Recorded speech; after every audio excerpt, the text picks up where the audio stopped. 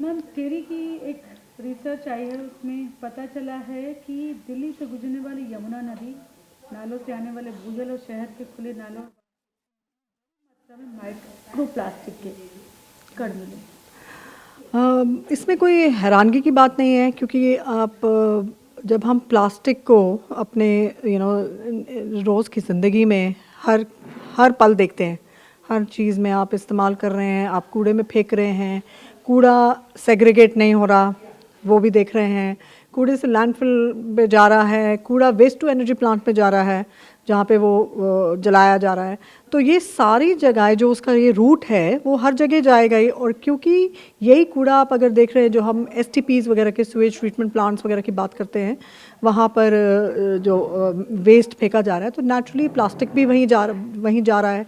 सो ये वही सोर्सेज हैं जो ऑलरेडी हमें पता है कि यमुना प्रदूषित है, हमें मालूम है हवा प्रदूषित है, हमें मालूम है कि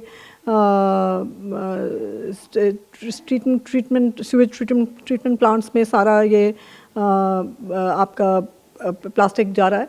तो इसमें हैरानगी की बात ही नहीं है, ये तो है। और क्योंकि यही सोर्स जो हमारा है वो वेस्ट है, और वेस्ट में माइक्रोप्लास्टिक्स हैं।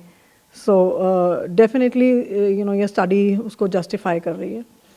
इसमें कहा गया कि बाढ़ यानी मानसून से पहले यमुना नदी के पानी में बहाव और जल की आपूर्ति बढ़ने के कारण माइक्रो प्लास्टिक की मात्रा ज़्यादा देखी गई, और मानसून के बाद ये कम हो जाती है। ये गंदगी और प्लास्टिक आसपास की मिट्टी में फैल जाती है। हाँ, क्योंकि वो उस टाइम जब मानसून्स हुए तो वो फ्लश हो जाता है किस्म का, जैसे पानी आता है तो पानी से बह जाता है, इस करके वो पानी के अंदर उसका लेवल कम आया।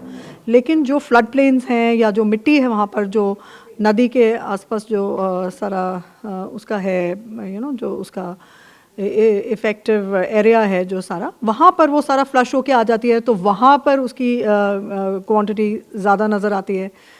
लेकिन अगर आप वैसे बाकी जगह पे देखेंगे जो टेस्टिंग हुई है, उनमें से कई एरियाज़ में जो नाम ले रही हूँ, जैसे ओखला है ये, क्योंकि वहाँ पे वेस्ट टू एनर्जी प्लांट है और वहाँ पे लैंडफिल भी है।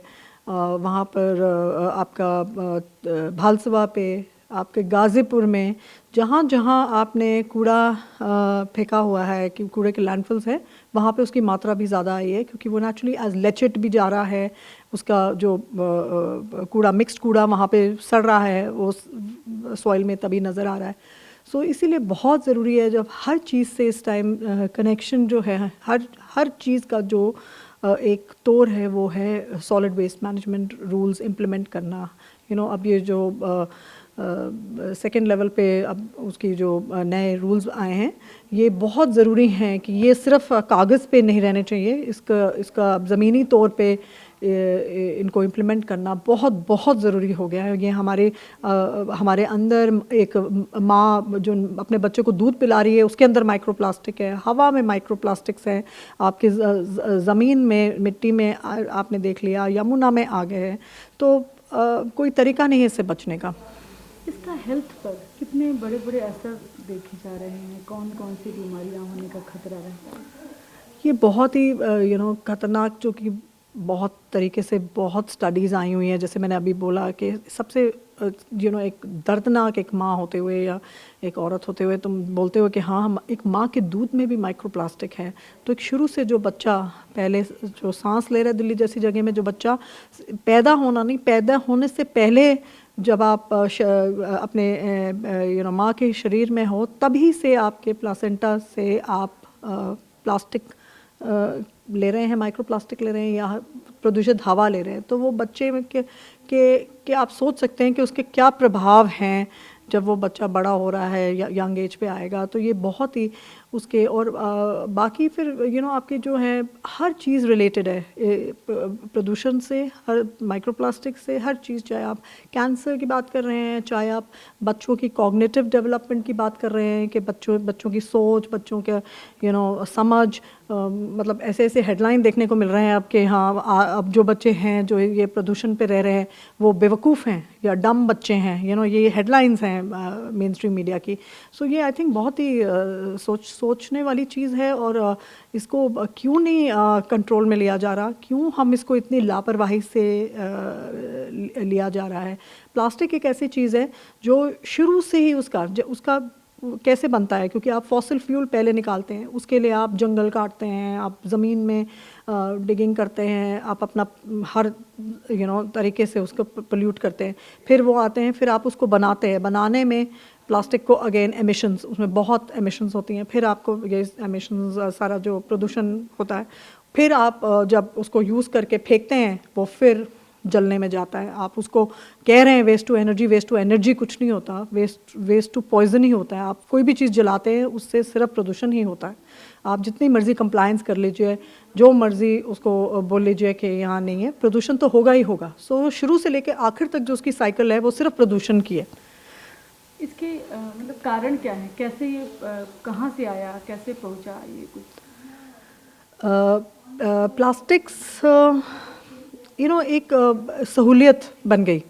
अगर आप देखेंगे मतलब मेरे ग्रैंड पेरेंट्स या इवन मेरे पेरेंट्स की स्टेज में हम लोग के, जैसे मैं अब 50 के ऊपर हूँ, तो जो हमने अपने चाइल्डहुड देखा है उसमें इतना प्लास्टिक नहीं था। और एक समझ होती थी, एक सोच होती थी कि कम इस्तेमाल करना है। ठीक है, पैसों के लिए भी हम फाइनेंसेस के लिए भी लोग करते थे, लेकिन एक समझ थी कि आपने कम इस्तेमाल करना है। लेकिन अब क्योंकि कमर्शलाइजेशन ने और कैपिटलिज्म ने इसको बहुत आगे कर दिया है कि हमें हर चीज़ चाहिए, कि अब मैं यहाँ बैठे हैं, हमें घर में इधर हमें 10 तरह की चीज़ें चाहिए, रखने के लिए, सजाने के लिए, खाने के लिए, डिस्पोजेबल कप हम हर मिनट पे ले रहे हैं, कर रहे हैं। सो ये बात सिर्फ हम एज सिटीजन्स नहीं है, ये सरकारें हैं, ये आगे जो आपके पॉलिसी मेकर्स हैं, ये उनके लिए भी करने, क्योंकि आप जैसे लीड करेंगे वैसे ही लोग पीछे जाएंगे। सो हम बहुत बारी कहते हैं और बच्चों को सीखना चाहिए, और ये सब चीज़ें अच्छी हैं कि आपकी नानी और दादी तो थैला उठाते हैं, हमें भी थैला उठाना चाहिए, लिफाफे नहीं। पर उससे ज़्यादा ज़रूरी है क्वेश्चन करना अपनी सरकार को, अपने लोकल काउंसलर्स को, एमएलएस को, कि क्यों आज तक अब 2022 में हमारे प्रधानमंत्री ने इतना बढ़िया सिंगल यूज़ प्लास्टिक बैन बुलाया। उसमें कोई करीब 20 आइटम्स थे जो बैन करने के लिए बोले गए, वो आज तक मिल रहे हैं। क्यों मिल रहे हैं? पोल्यूशन बोर्ड को क्वेश्चन करिए, अपने काउंसलर को क्वेश्चन करिए, अपने एमएलएस को क्वेश्चन करिए कि ये क्यों अभी तक है। अगर उसकी प्रोडक्शन बंद हो जाएगी, उसकी डिस्ट्रीब्यूशन बंद हो जाएगी, तो वो चीज़ गायब हो जाएगी। तो इसमें क्लियरली नज़र आता है कि इसमें हमारी सोच ठीक नहीं है। जो सरकार की सोच को बदलना पड़ेगा, उनको अगेन ग्राउंड पे बहुत काम करना पड़ेगा।